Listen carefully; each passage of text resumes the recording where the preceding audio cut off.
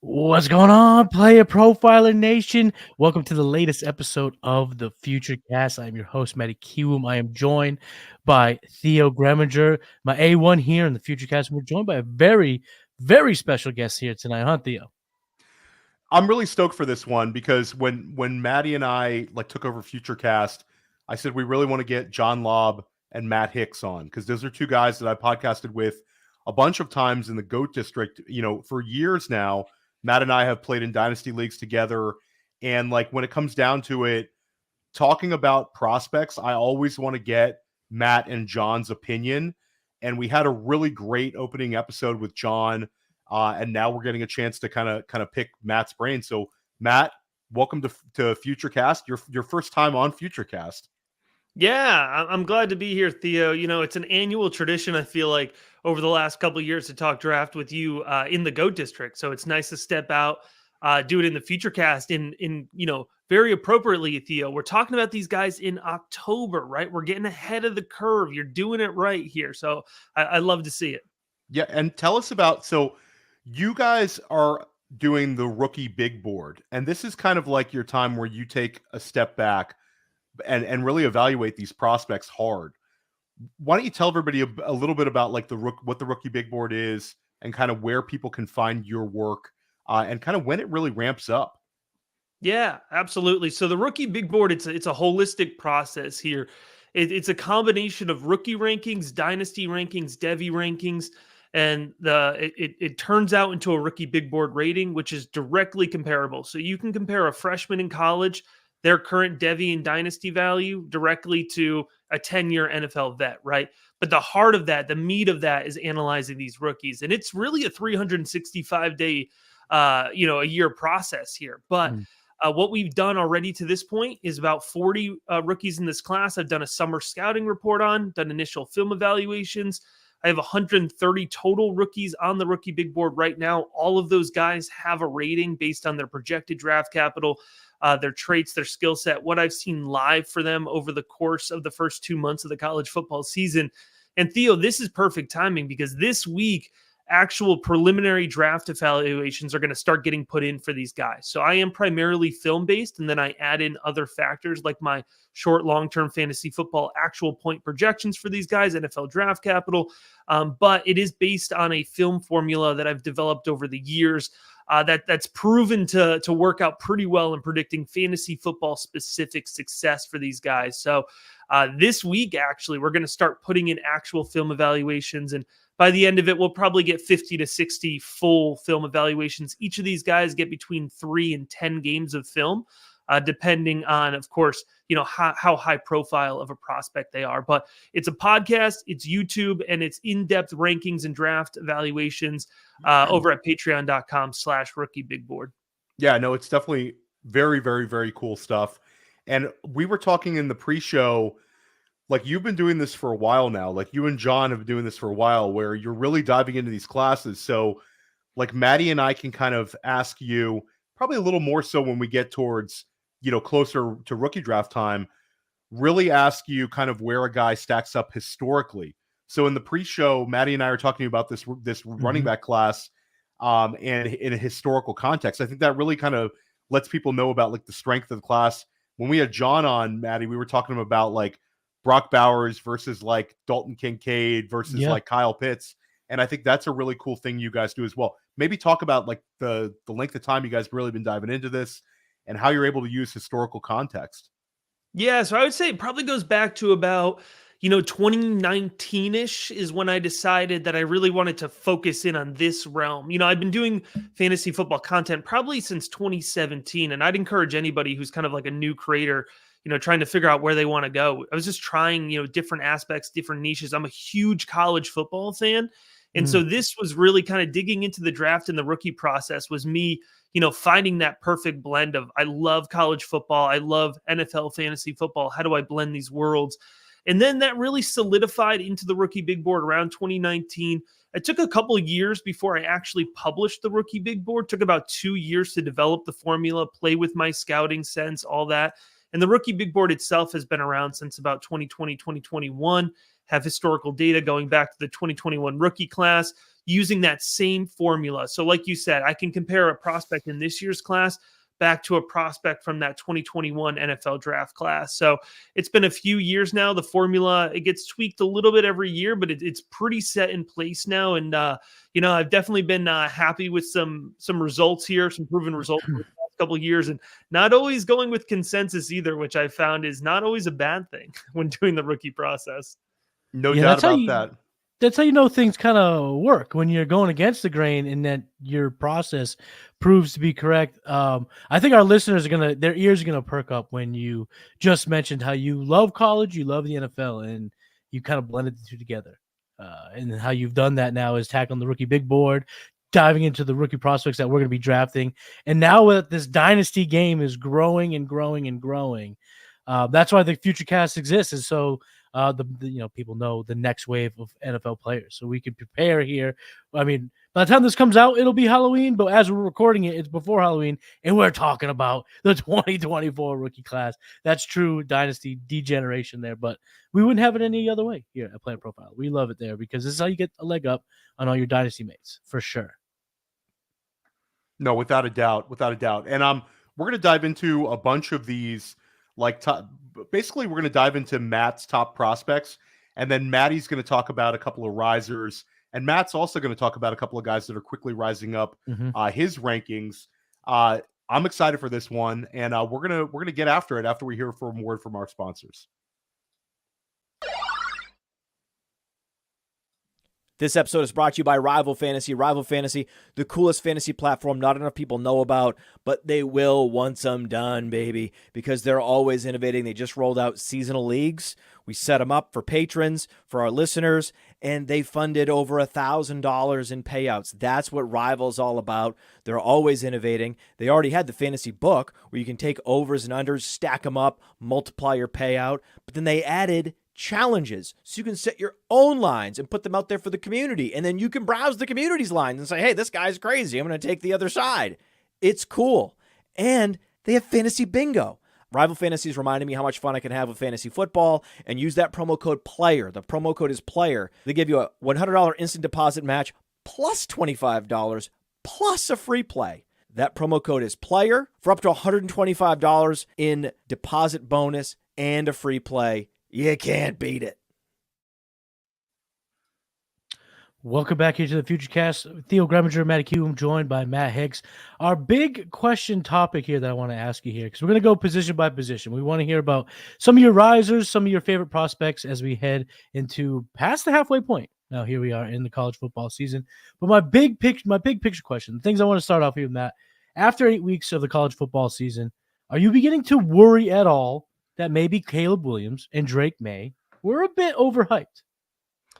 It's interesting when you're talking Caleb and Drake. I think looking at these two guys, individually, right? I feel like Caleb has at least opened the door to the conversation that maybe he's not the QB1 for every NFL team, right? But overall, as a prospect, nothing's really changed for me in terms of what we see on tape, right? He's a high traits prospect. He's got incredible arm talent. He has awesome athletic ability. We've seen him be able to hit his targets and lead them at all three levels of the field, right? The performances that we've seen from Caleb this year, I do think it's indicative of his gunslinger mentality, which I did note from his 2022 film. That was in my summer scouting report, is that he's very confident in his arm, which NFL front offices do like, but it is also a downside, right? And I think we've seen some of that overconfidence play out. But I think the bigger issue, you look at the Notre Dame game, the 3 interceptions, right? I think what that's indicative more is, a really tough offense that he's finding himself in. He's getting no time with that offensive line, and he's struggling with playmakers. I mean, you look at the fact, if you had to name the best playmaker on the USC offense, it's probably the true freshman Zachariah Branch. It's not exactly a great sign, despite the fact that Zachariah Branch is an electric prospect, right?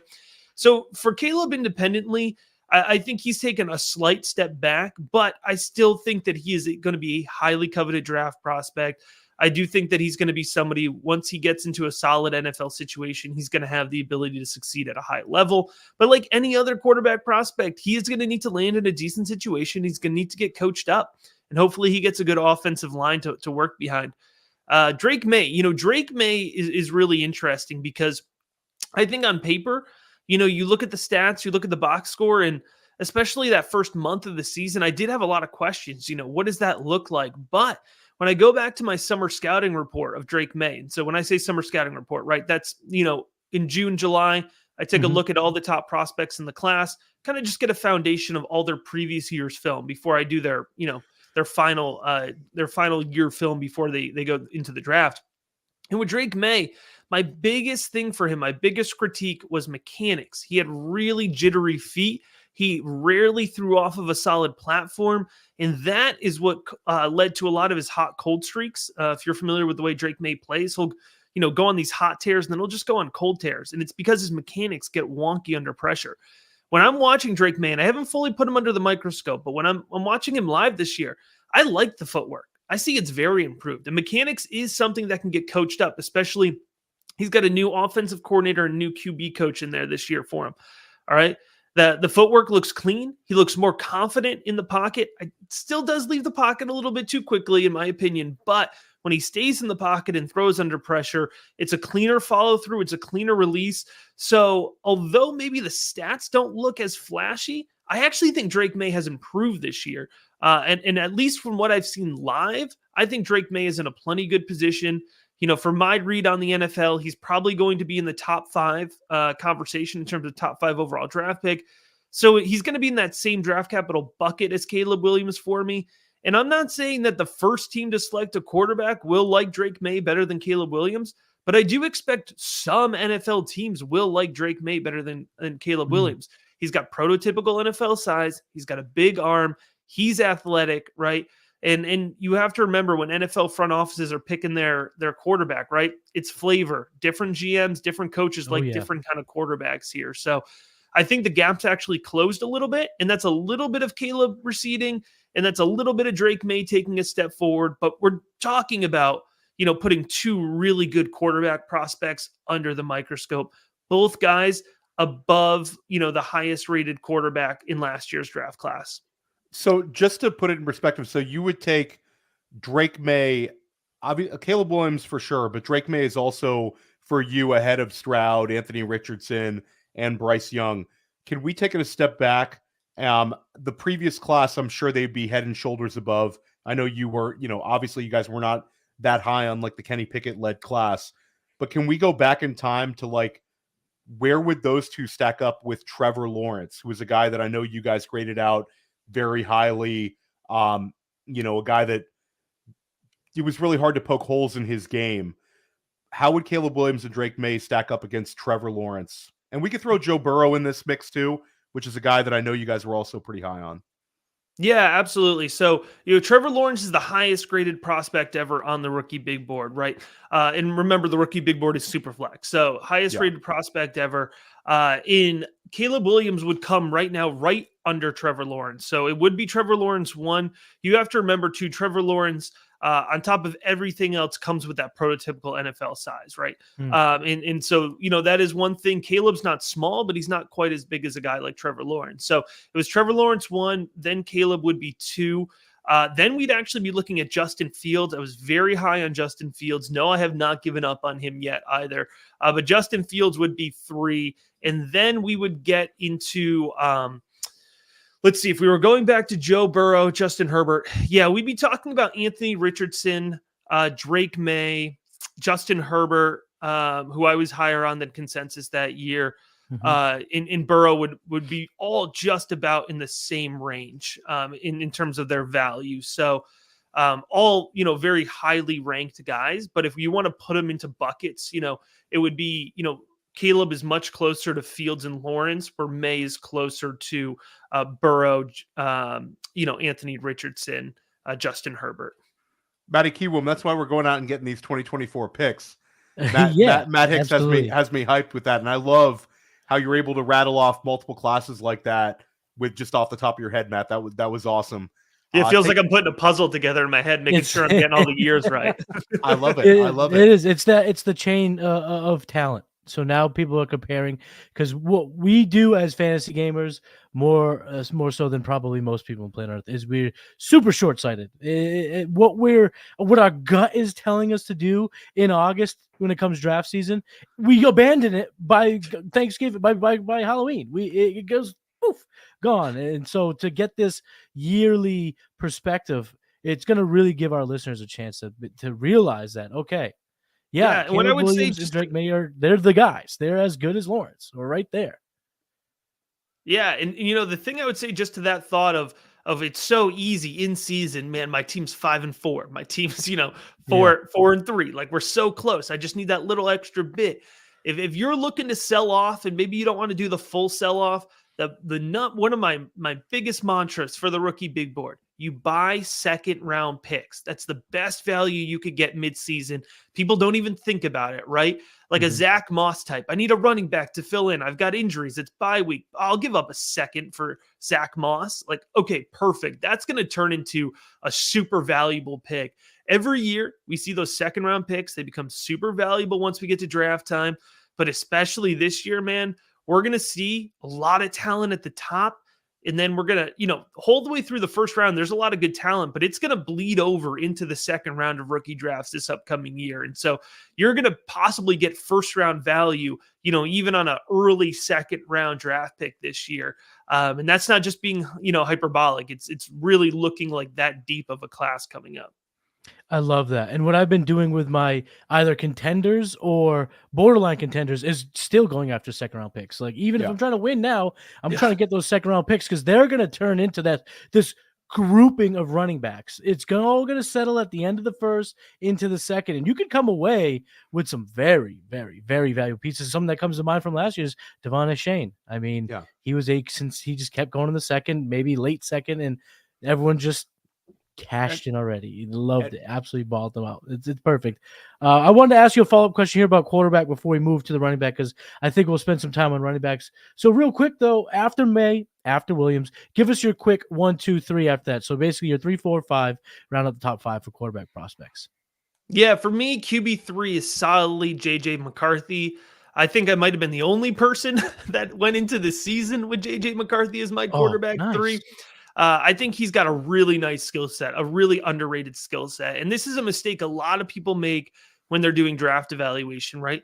They don't see a prospect do something and they assume that he can't do it, right? With JJ McCarthy, it was his first full year as a starter in the Michigan offense, a run-first offense. He wasn't asked to throw the ball a ton last year. But if you go and you watch, when he's throwing the ball on his 2022 film, and this is carrying over into 2023, best mechanics in the class. Better mechanics than Caleb Williams, better mechanics in the pocket than Drake May for sure. Clean throwing motion, really nice footwork, navigates up and through the pocket very well. He throws on the run very well. It's a really underrated trait for folks who are, evaluating quarterbacks, not just their ability to scramble, right? Not just their ability to improvise, but actually throw on the run with accuracy. JJ McCarthy does not miss a step throwing on the run with accuracy. He's got good arm talent. Does he have the biggest, he doesn't have the Drake May arm, right? But he has plenty of arm talent to succeed in the NFL. He's accurate. He leads his receivers well. And he does have athleticism and mobility. I think he's really underrated as a runner.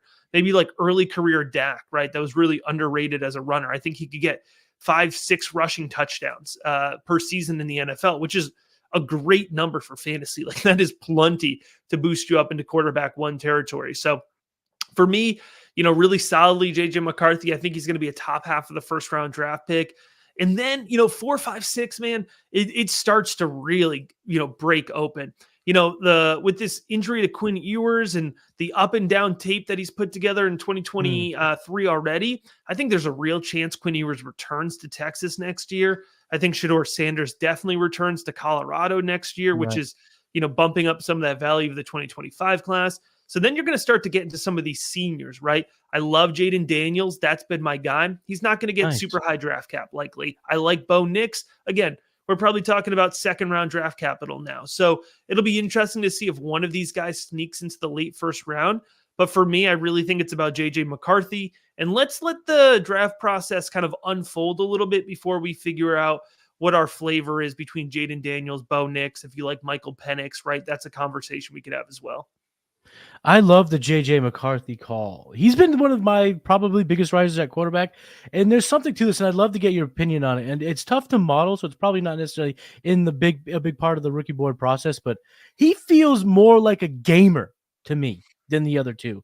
Whereas they had May and Williams had this chance to seize the spotlight, and I really mean this about Drake May. I mean, he dropped 2 stinkers when he could be flirting with a playoff berth here, especially if they could have upset Florida State in a few weeks.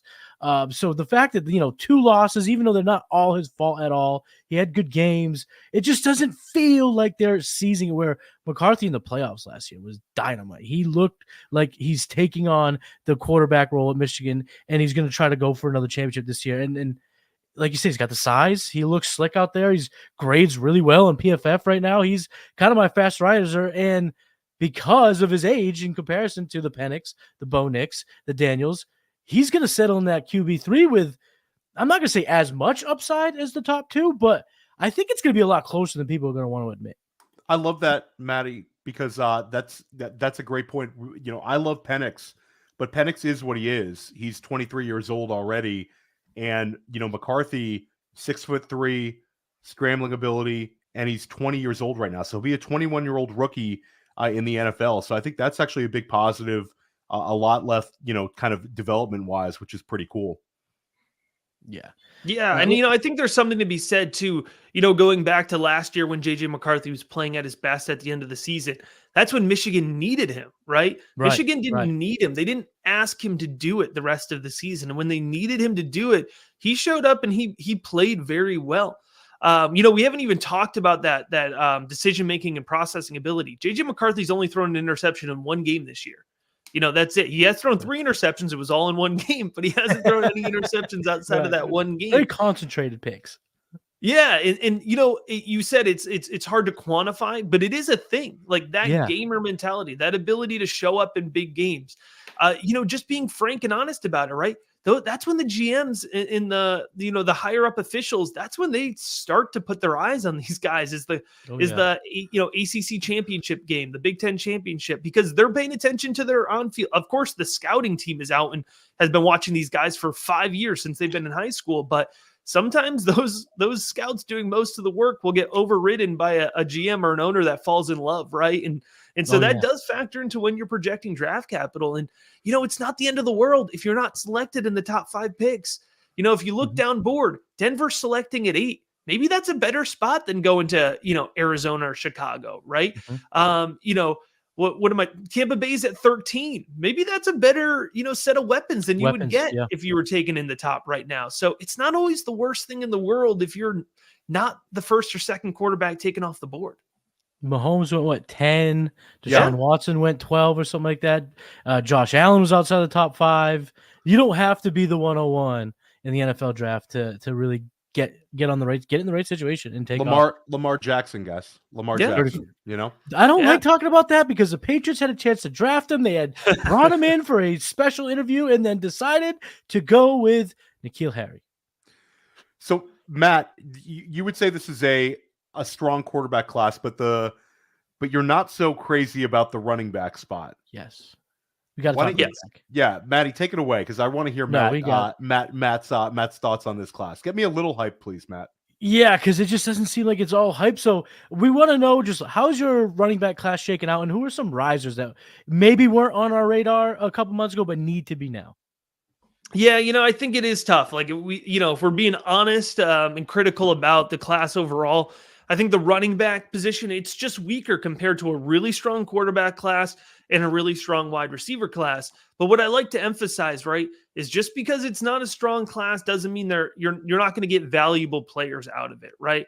And so there are certainly guys at the top of the class, in particular Braylon Allen, who I really like out of Wisconsin, my current running back 1, and then Travion Henderson, who's sitting right there as kind of the 1B in my rankings. I think both of these guys have a shot of going top 50. I don't think we get any first-round draft picks, no first-round running backs, but as we take the turn into day 2, right, late 30s, early 40s, I think we could see 1 or 2 of these guys come off the board. Braylon Allen out of Wisconsin, He's got great size, 6'2", 238. And guys, a yoked up 238. All right. Yeah. There's no dead weight on this man. Already. And you want to talk about young. I believe Braylon Allen is still 20. I think he'll be 20 when he gets drafted. I actually have it, 19. Matt. It's 19 and doesn't turn 20 until January. Wild. That's what it is. Yeah. So he won't. Yeah. So barely 20 when he gets drafted, right? As a true freshman at Wisconsin, he was 18. I remember as a true freshman, and I think he put up 1,000 yards in his true fresh. Yeah, he put up 1,000 yards in his first 2 seasons for Wisconsin. He's in his 3rd season now, so he will come with a little tread on the tires. But great lower body strength, really solid vision. He's not going to go to the combine and run the fastest 40 time. We know that he's 238. But I think he's going to be a really productive NFL running back. And you need to look for situations, right? If he lands in a spot where he could get 250 touches, he has that workhorse back, profile. So he could absolutely ball out. Travion Henderson will probably end up being the consensus fantasy running back one if I had to take a guess right now, because he's explosive, because he's got track star speed. He's got good size as well, 5'10", 210, 5-star pedigree from Ohio State. And he certainly has plenty of upside to him as well. He struggled with injury. He was really not playing his fullest potential most of 2022 with a foot injury. He just missed a full month with an undisclosed injury, but he came back, and when he was healthy, he put up 160 yards against a respected Wisconsin defense. So those are your top 2 guys, but we have had some risers go up through the process. My favorite riser, my top guy, he was somebody who I'm really excited is performing well, because I identified him in summer scouting as one of my favorite riser candidates, and that's Devin Neal out of Kansas. 5'11", 208. Neal he's a smooth runner. He gets off the line of scrimmage really well. He navigates around the field with ease. He's really quick in short space. He beats guys to the edge. I love his ability to run off tackle. When he gets to that second level, he can really kick it, put that second gear, get that downfield acceleration going. And for a guy who plays in the Big 10, in the Big 12, he's got good strength, good lower body strength, really scrappy, really tenacious. So he's good at the goal line as well. For me, Devin Neal, he's got a little bit of everything. And what I really love about it is that, we're talking about the Kansas offense, folks. All right. So no offense to the Kansas offense, but they're loading the box, and Jalen Daniels has been out the last 4 weeks, right? So it's not, they don't even have this dynamic dual threat quarterback. So they are loading the box. They're putting 8 or 9 guys in the box. Kansas just upset Oklahoma because of the tempo that Devin Neal was able to set. Oklahoma knew that Devin Neal was going to be the primary guy, right? Like when Devin Neal's in the backfield, they knew he was getting the ball. He was still able to put up over 100 total yards against Oklahoma, right? So he's doing it with defenses that know he's getting the ball. He's producing, and he wins in a lot of different ways. And then the other riser candidate that I think needs to be talked about is Jonathan Brooks out of Texas. Jonathan Brooks, man, left for dead by the Devy community, myself included. We saw Bijan and Roshan go to the NFL. And what do we say? We look towards 5-star true freshman CJ Baxter, and we just waited for him to take over the backfield. Jonathan Brooks said, absolutely, that's not happening, right? He runs with power. He runs with vision. He runs with good lower body strength. I don't know that Jonathan Brooks will be, a day 2 draft pick. I think maybe he's still early day 3. But he's this classic guy. He's going to go to the Senior Bowl. He's going to pop. He's going to gain momentum. He's going to be a quote sleeper pick that everybody knew about for 3 months. He's going to end up going in the second round, right? And I didn't mention, but I think Devin Neal's a top 100 pick. I think he's a day 2 selection for sure. He's going to get that coveted day 2 draft capital. So Neal and Brooks would be my 2 biggest risers. I think they meet Braylon Allen, Travion Henderson up there. Of course, you can't forget about Raheem Rocket Sanders, who would be in that tier 1 conversation, but he's just been injured all season. So we really don't know what we're getting right now with him. And then, Blake Corum, Donovan Edwards are in the conversation for Michigan. I think Edwards probably ends up staying back to the 2025 class at this point in time. And, Very slow season. So we're kind of there. It's there, guys. There's potential there. Like there's going to be some value. I don't want people to think that the running back class is all garbage.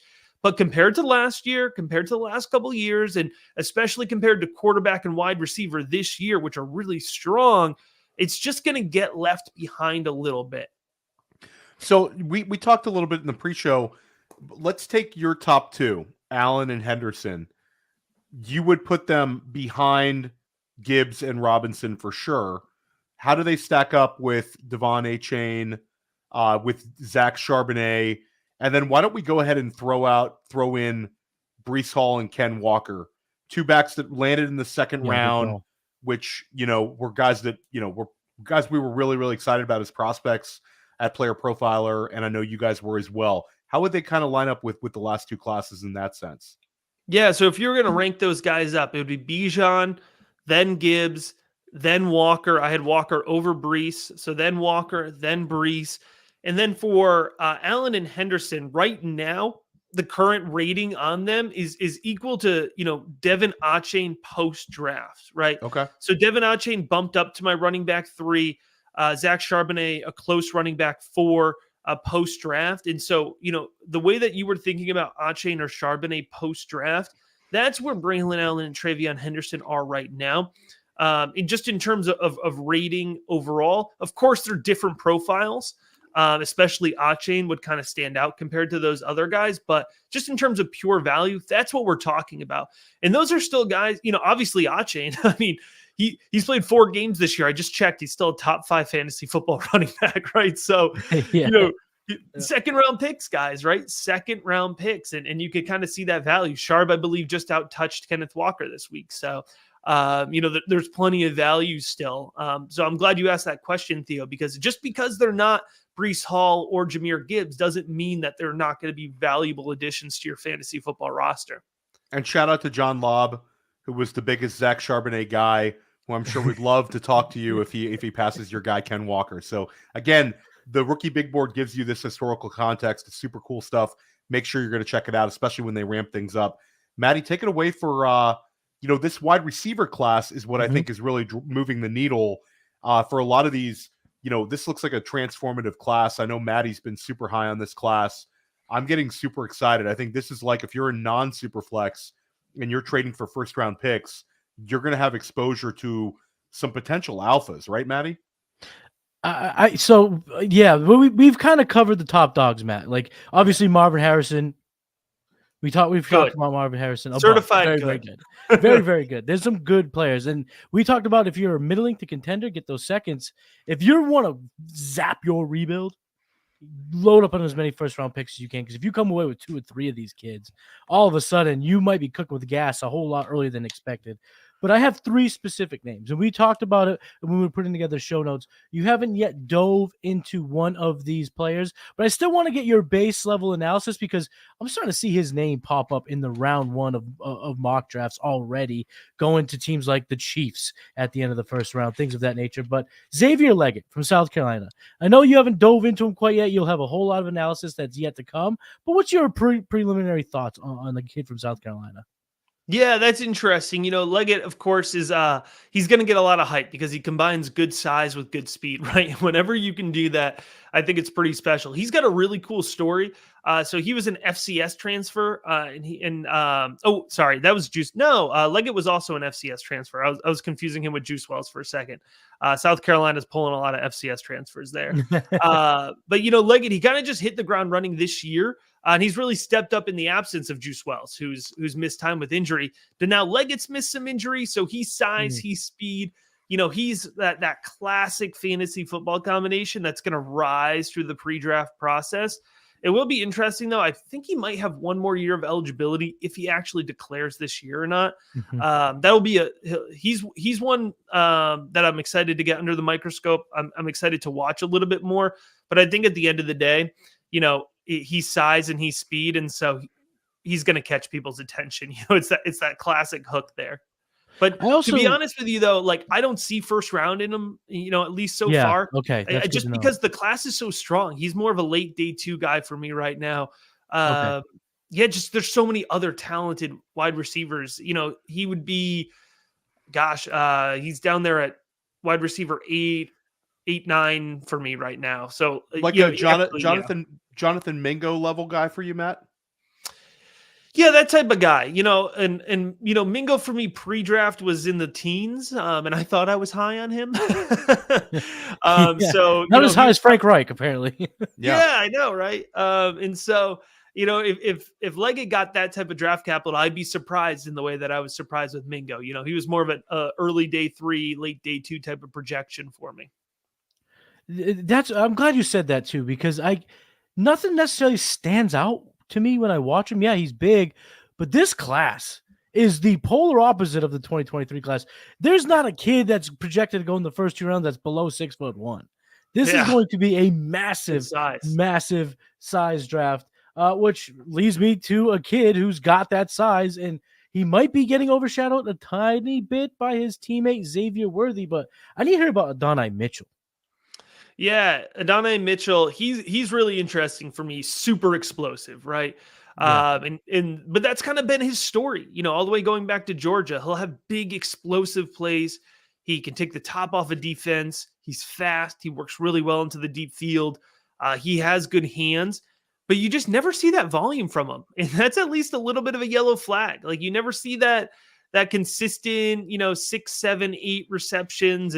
But it's always a couple big plays, which will catch the eye of NFL teams. Absolutely. They want that guy. But you got to just proceed with a little bit of caution when thinking about your fantasy football team, because those are the types of guys that can really frustrate you. So Adonai Mitchell, again, a great example. Super explosive, great receiver. Not in my top 10 right now. It's going to be a good wide receiver class. And I think Mitchell would probably go in the 3rd round of fantasy football drafts, if they happen right now. But my God, still a good player to have on your roster. He had that massive game, the 5th game in the season against Kansas. But you're right. After that, his high is 3 catches for 78 yards. Yeah. And for a team that's again, this is the part that is maybe not so quantifiable when we're putting together our processes. But when you watch the game, you can't help but gravitate towards the fact that this is a team that is thirsty to win, and they would do whatever it takes to win. And the game of Alabama comes to mind. That was 3 for 78. He did score twice. But I mean, again, if they needed him more, they would get, you would think that, okay, here's another 12 target game. This is the kind of the things you do want to see.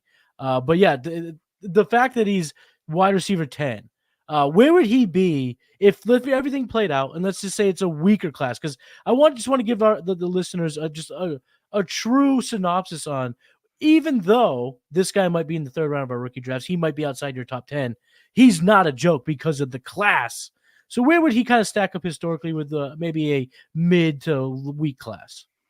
I think, in a weaker class, right, he could be more of a 2nd round pick.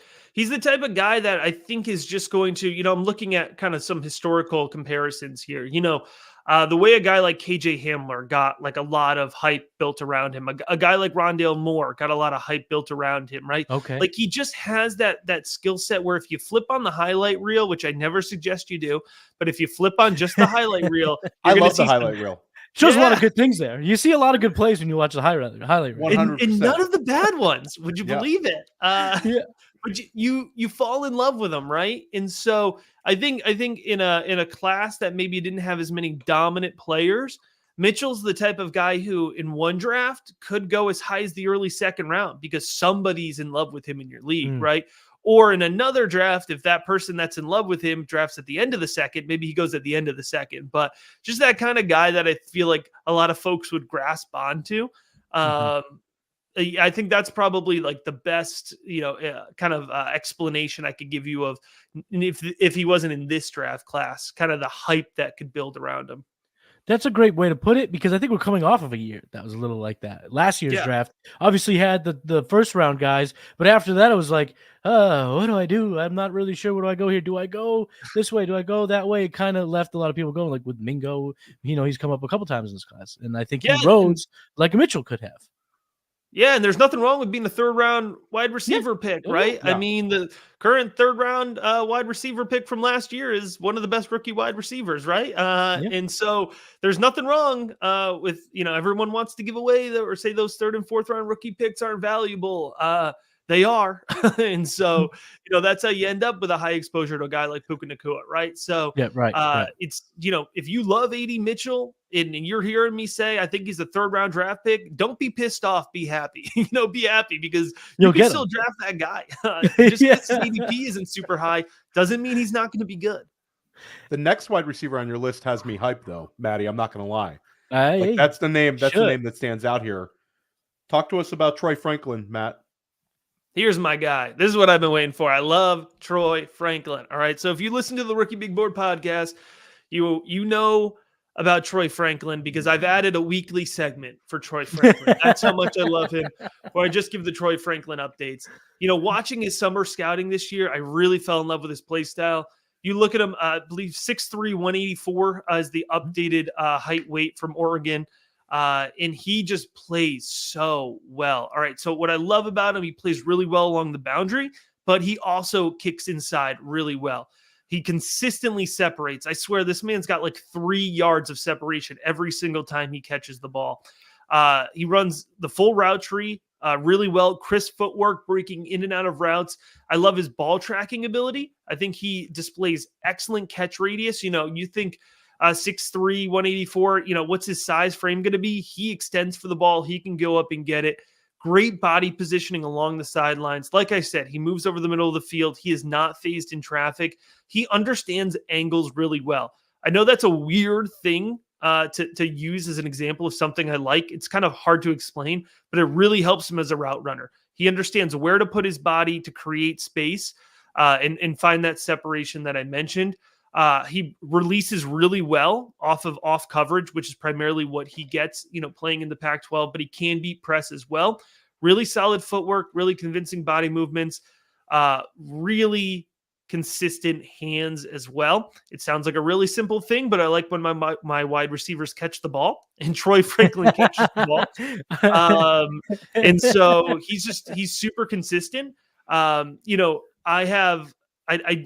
not a one-to-one comp. I don't love player comps, but in terms of, you're thinking about his play style and you think of a thinner type guy, sometimes you think in your head like Tutu Atwell, like Tank Dell. That's not what we're talking about. We're talking a lot more like Devonta Smith in terms of play style, ability to separate, ability to catch the ball.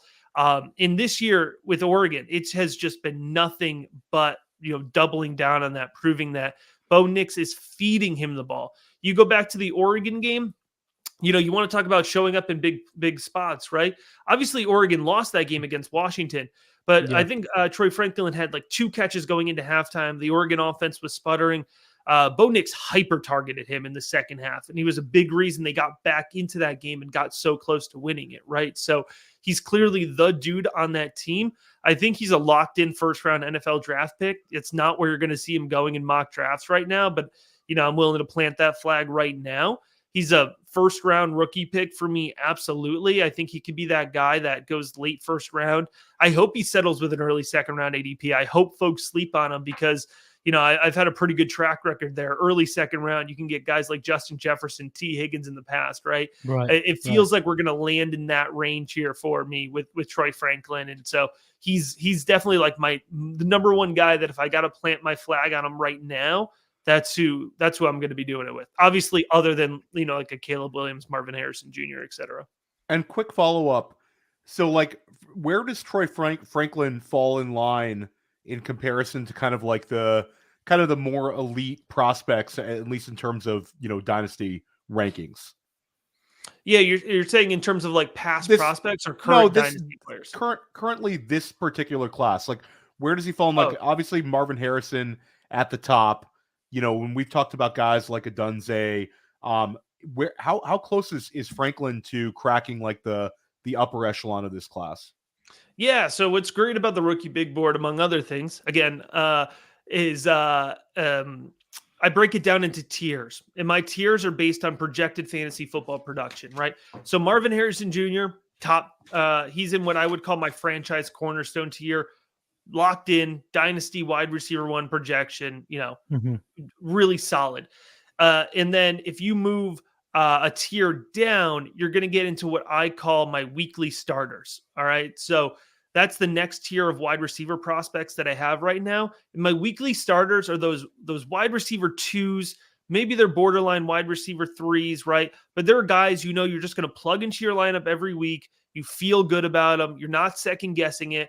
And for me right now, that's Malik Neighbors. That's Keon Coleman. That's Troy Franklin.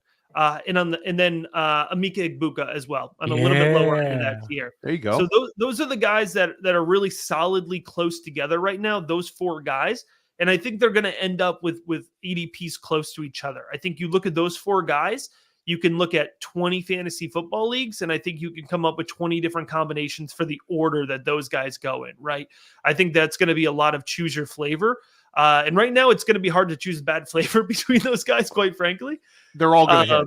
They're all going to hit. It feels like it. And Troy Franklin, he's top 5 in yards per out run, along the same names of Marvin Harrison Jr., Malik Neighbors, who you just mentioned, and Luther Burden, who is someone we will be talking about quite a bit a year from now. Yes, kid from Missouri. So he is an elite class, and he's proven to be a stud. He got going into this year, I don't know why, he got the Jalen Hyatt label because he's tall, skinny, and fast. And I always thought of it, listen, if that's his base, that's not that half bad. Jalen Hyatt single-handedly took down Bama last year. So I if that's his base level, then you're going to sprinkle a little Slim Reaper on top of that. Like, this is the type of kid that is going to dazzle through the process, the type of kid that is going to be fun to watch throughout bowl seasons because this team's highly competitive. There's some big Pac-12 games still to come. One last question I have in terms of the wide receivers. This is more of a fun NFL question. Your predictions. We're here, October or November, probably the time you're hearing this. How many wide receivers go in the round 1 of the NFL draft? Let's see. In round 1, Marvin Harrison Jr., of course. Yep. Malik Neighbors for me is locked in there. Like I said, I think Troy Franklin goes. So that's 3. I think Keon Coleman goes. That's 4. Certainly. So 4 feels safe. I know folks really like Emeka Egbuka. Just don't be surprised if he goes day 2. And there's nothing wrong with that. But he's a flanker wide receiver. He's a supporter wide receiver for the NFL. And so that's why I say, don't be surprised if he goes round 2. I know people love Roma Dunze. I think he's more of a second-round pick. Even Xavier Worthy, I think, is going to end up being more of a second-round pick. So I would say 4 right now if I had to put my money on it. But one thing that's always important to keep in mind here is when guys in a position go early, it can create a run, right? It could create a chain reaction. And so, Marvin Harrison Jr. going probably top 3, it's going to push up that next wide receiver. Whether it's Malik Neighbors or whether it's Keon Coleman, somebody else is probably going to go top 10. And we're going to have a domino effect in that way. So I think Marvin Harrison Jr. is helping some of his fellow, draft mates get some extra cash. Good. He's a company guy. Marvin Harrison Jr. is good for the brand. I like that call, too, because you're saying 7 or 8 guys in the first 2 rounds. The process could bring a few of those into round 1, but 4 locked in with a sprinkling of 3 or 4 going in the second round. I love that. Any follow-ups you have, Theo, on the run? No, I'll take it to in non-Superflex Dynasty rookie drafts, Matt, we're talking about potentially 9 wide receivers in the first round. Is that right? Or do you see, obviously Bowers, we'll touch on tight ends in just a moment, but do you see about 8 or 9 wide receivers in our rookie first rounds for non-Superflex? Yeah, because I think we would add Brock Bowers. We would add, I think, 2 of those running backs at least, probably 3 of those running backs in a non-Superflex. I think we could really be talking about 8 of those guys, 7, 8 of those guys, which is, that's fun to think about. I do think primarily through a Superflex lens, and the rookie big board does have 1 QB rankings as well. But that's a fun approach to it. This could be the next coming, what was it, the 2021 draft, where if you had a whole bunch of rookie picks, you could have come away with Jalen Waddle, Slim Reaper, Jamar Chase. It could have been a windfall rebuild. This could be along the similar lines here. But it's before like we get out of transformative wide receiver class, just because of the size of these guys. Yes. As much as we love this class and the class before, this one feels like the one that kind of really shakes up Dynasty rankings. Oh, yeah, this will be a fun one. We're going to get you out of here soon, Matt. Thank you so much for hanging out with Theo and I on the Futurecast. But before we do, let's talk a little tight end. So obviously Bowers, he's the guy. He's the, if so facto Marvin Harrison type player at the position where it's him in a tier in and of himself. I got 3 names that you can touch upon these guys however you'd like to touch it, whether they're falling in your ranks, rising your ranks, or aptly ranked, if you think there'll be factors in fantasy football in the coming years. But what are your thoughts on Ja'Tavion Sanders from Texas, Cade Stover, and Jaheim Bell. These are the three tight ends that are seemingly putting themselves in a fighting position after Bowers. So touch upon those guys, and if you have any other tight ends that come to mind, feel free to sprinkle them in as well. And Sanders is Matty Kiwoom's guy, flag plant. Sanders is my guy. Well, it's a good flag plant. Yeah, Jatavion Sanders, he's really good. I mean, he's what we want from a fantasy perspective from our tight ends, right? He's athletic. He's got good pass catching ability. You mentioned it when you were talking about Adonai Mitchell. Where are those targets going to if he's not getting them? It's Sanders, right? Sanders is getting a lot of those targets from Quinn Ewers and now Malik Murphy for Texas. So, I think draft capital will be interesting to see, because I do think he is more of a pass catching tight end, which may hurt his draft capital to a degree for an NFL team. But I do think he probably still sneaks into top 50, which makes him a second round rookie draft pick. Definitely like Jatavion Sanders plenty. Cade Stover, I'm glad he was on the list because he's locking into my tight end 3. Excellent production.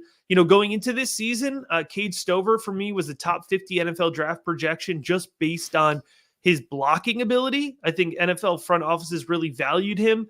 There was a lot of expectation that he would actually come out in the 2023 NFL draft, but he went back for that extra year. And I think it's going to help him from a fantasy perspective, because I think we've been able to see his pass catching ability. Not the fastest, not the most athletic, but fast enough, athletic enough to be that fantasy football tight end that maybe you got to wait a year or two, right? But eventually that production starts to come. And if it comes in the red zone, all of a sudden now, guys, it doesn't take much. Doesn't take much to be a startable tight end. We know in our fantasy football landscape. Oh, yeah. So I would say Stover right now, probably more of a late second round, early third round rookie pick.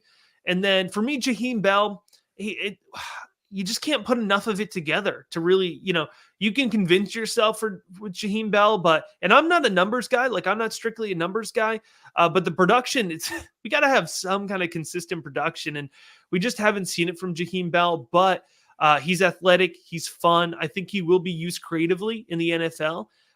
Maybe he's kind of used as an H-back, which nobody likes to hear because that's the kiss of death for fantasy purposes. Yeah. The last name I would throw on your radar is Jake Brenningstool out of Clemson. Brenningstool is coming in here at 6'6", I believe 225. Another guy who had chatter in the 2023 draft is kind of a day 3 guy, came back. He's put up 2 big performances the last 2 weeks for Clemson. As that offense has kind of sputtered out, they've really tried to channel him with targets and volume. He's shown pass catching ability. He's shown athleticism. And so I think Brenningstool is a guy who could sneak into day 2 of the NFL draft. And then the last guy, I'll just throw out his name quickly, is Brevin Spann-Ford from Minnesota. I think he's more of an NFL guy, but don't be surprised if he goes day 2. So those are the tight ends that I'd be looking at right now. Theo, anything you'd like to add about tight end? Any got any questions? You've been no. I've been taking notes, Matty. I've been taking notes. Like when Matt talks, I've been taking notes, and yeah, I mean, like I'm excited about this tight end class a little bit. I think it's more top heavy for me. So I've been like looking at like Bowers, Sanders. I like the kid Stover. He just doesn't seem like a guy who's going to be like a massive difference maker. Whereas the other two, I think, could really help my teams out, even in like non-tight end premium formats. So those are the guys that kind of moving the needle. I have the historical question we asked John is just how good is Brock Bowers? Put him up against Kyle Pitts. Put him up against. I believe your number one last year was always Dalton Kincaid. You were ahead of the curve on that one, Matt, like early on. Correct me if I'm wrong on that one. I was a Meyer guy. Oh, excuse me. Yeah. You were a Meyer guy. But I Sorry had about Kincaid. that. Like we were in on Kincaid. We liked Kincaid, but I did a Meyer higher on the So rankings. Take a look at, Bowers versus history. How good is he versus these guys historically? Bowers will be the highest rated tight end that I've evaluated. The rookie big board, in terms of the current formula, it goes back to 2021. I've been scouting since about 2019. Brock Bowers will be the best tight end prospect that I've seen. Definitely, I was not a Pitts guy. I was never a Pitts guy. I only have one Kyle Pitts share, and it's in a league where I get 2.5 tight end PPR. So super boosted there. But that's the only place I ever drafted Kyle Pitts. But I will be drafting Brock Bowers plenty. I'm willing to pay that top 4, top 5 rookie pick premium on Brock Bowers. He's a two-way tight end. All right. He can put his hand in the ground. He's athletic. He has good pass catching ability. He is a true tight end. And I think that's going to help him kind of fit into a scheme, fit into a system.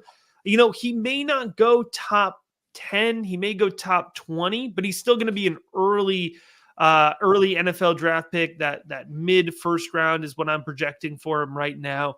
And again, like I said, sometimes letting your favorite guy fall to the mid rounds, it could really be an upgrade in the offense that he finds himself in. You put Brock Bowers in that Cincinnati offense, right? They're picking at 18 right now. I think if the draft happened today, like, oh my goodness, right? We're talking about some seriously fun upside. So, as with anything, it'll come down to the actual volume projection that I can put in.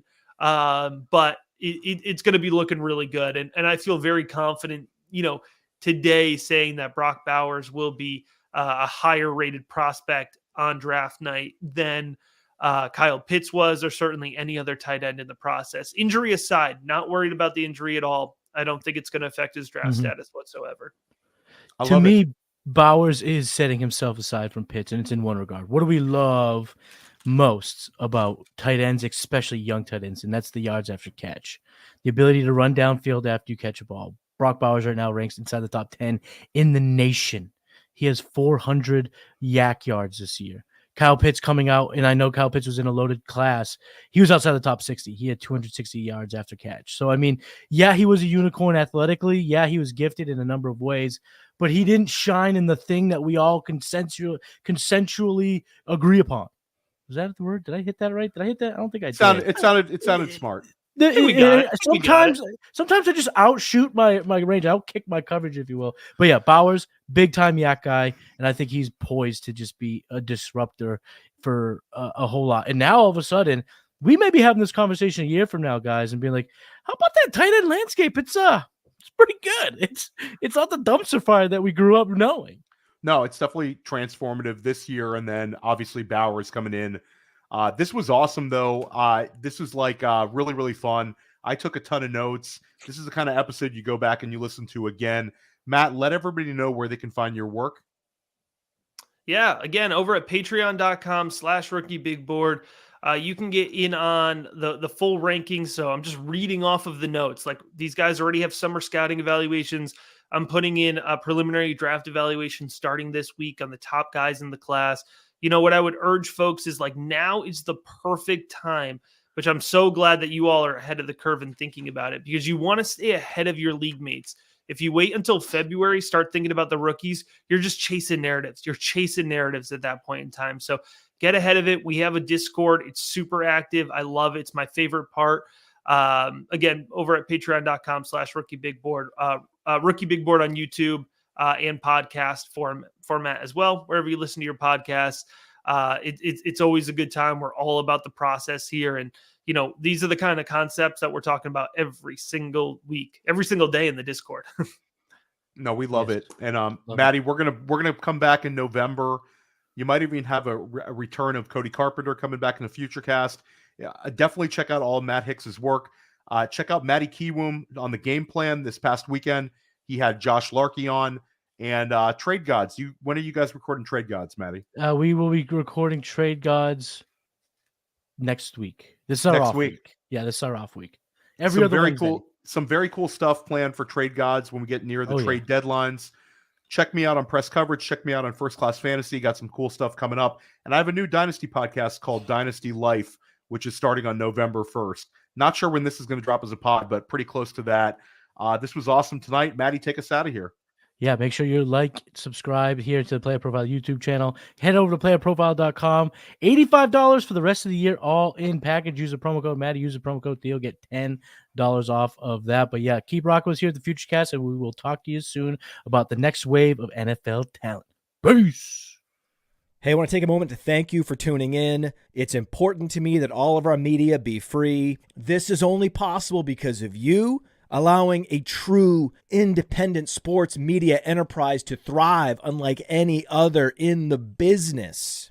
So please subscribe to the All In package to continue to make all of this possible, to ensure that all of our stats, information, data, content is available to you, especially you, the people that get the site and get the show.